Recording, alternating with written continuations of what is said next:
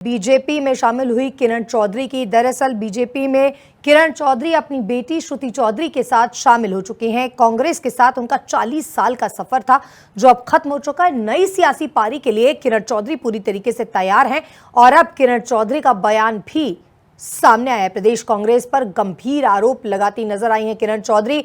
बिना नाम लिए भूपेंद्र हुड्डा पर निशाना भी साधा। हरियाणा में व्यक्ति सेंट्रिक हो चुकी है पार्टी। किरण के आरोपों पर उदय भान जो कि कांग्रेस के अध्यक्ष हैं, प्रदेश अध्यक्ष, उनकी ओर से जवाब भी दिया गया है, पलटवार किया गया है। बोले पार्टी में किसी तरह की कोई अनदेखी नहीं हुई है, यह आरोप लगाना गलत है। बेटी की टिकट कटी है, इसीलिए पार्टी छोड़कर किरण चौधरी बीजेपी में शामिल हुई हैं।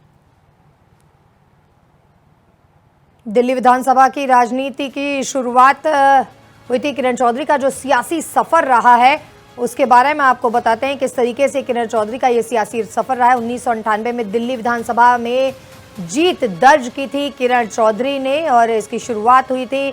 बता दें कि किरण चौधरी का ये सफर है, सियासी सफर। डिप्टी स्पीकर भी चुनी गई थी, विधानसभा में डिप्टी स्पीकर चुनी गई थी किरण चौधरी।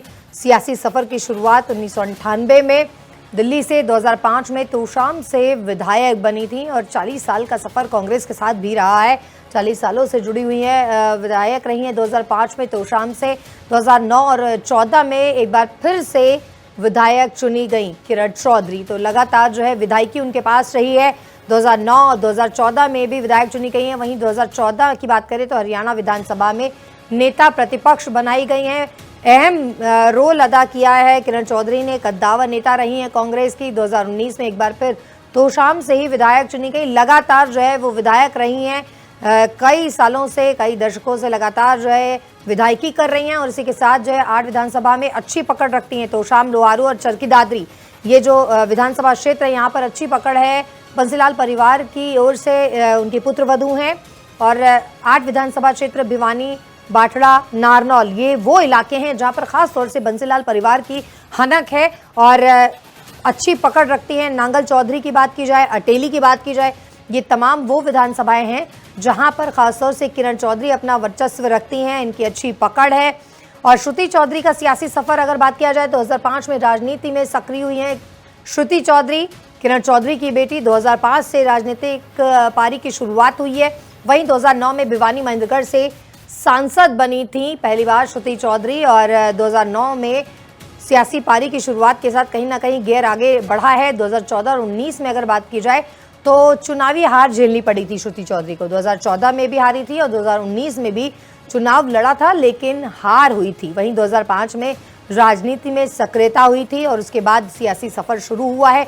हालांकि अगर बात की जाए 2024 के चुनावों की तो कांग्रेस की ओर से टिकट नहीं दिया गया था। हालांकि किरण चौधरी की ओर से आरोप ये लगाया गया था कि श्रुति चौधरी को जो सर्वे होता है कांग्रेस का, जो पार्टी का सर्वे होता है, उसमें सबसे अधिक वोट मिले थे। 56% के आसपास जो है लगभग वोट मिले थे, यानी कि जीतने के पूरे आसार थे। लेकिन बावजूद इसके उन्हें टिकट नहीं दिया गया और अब जो नाराजगी है वो अब कहीं ना कहीं बगावती तेवर सामने आए हैं और बीजेपी में शामिल हो चुकी हैं श्रुति चौधरी, किरण चौधरी।